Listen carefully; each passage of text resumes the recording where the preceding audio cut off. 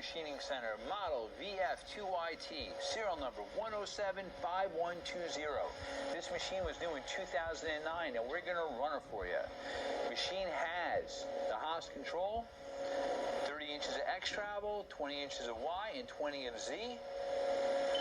You have the 15,000 RPM spindle option. He's running the X, telescopic weight covers. Machine also has whips with the Renishaw wireless intuitive probe system with the Renishaw probe. 24 tool ATC side mount.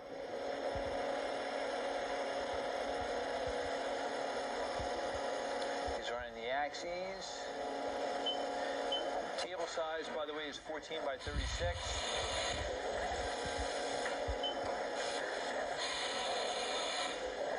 Another tool change. We're going to run the spindle.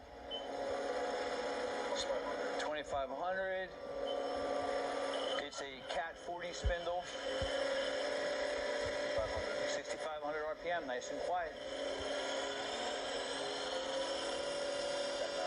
10,000 RPM.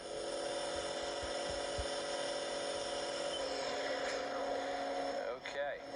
All right. Hey, thank you for watching our video.